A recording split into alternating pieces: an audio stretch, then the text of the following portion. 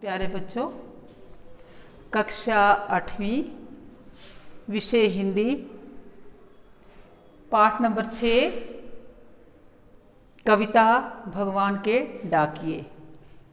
लेखक हैं राम सिंह दिनकर। भगवान के डाकिए श्री रामधारी सिंह दिनकर द्वारा लिखित एक संदेशात्मक कविता है। इस कविता में कवि ने बादल और पक्षियों को भगवान के डाकिए माना है। डाकिए किसे कहते हैं? पोस्टमैन को। वह डाकिए जो संदेश को लाने और ले जाने का काम करते हैं। बादल और पक्षी दो अलग अलग शब्द हैं, लेकिन दोनों में बहुत सी समानताएं हैं। पक्षी और बादल दोनों भगवान द्वारा निर्मित प्राकृतिक डाकिए हैं। प्राकृतिक डाकिए का मतलब होता है कुदरत की तरफ से भेजे गए हुए दूत। ये दोनों ही एक देश से दूसरे देश तक आने जाने और प्राकृतिक संदेशों को ले जाने का काम करते हैं।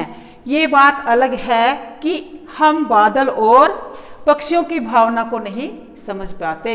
यहाँ कवि ने कहा है कि ये बात अलग है कि हम बादल और पक्षियों की भावनाओं को नहीं समझ पाते। हम उनकी लाई चिट्ठियों को भी पढ़ नहीं पाते। उनके द्वारा लाई चिट्ठियों को पेड़ पौधे, पानी और पहाड़ अपने अपने तरीके से हमें सुनाते हैं। हम लोग मात्र यही समझते हैं कि एक देश की भूमि अन्य देश को अपनी सुगंध ही भेजती है।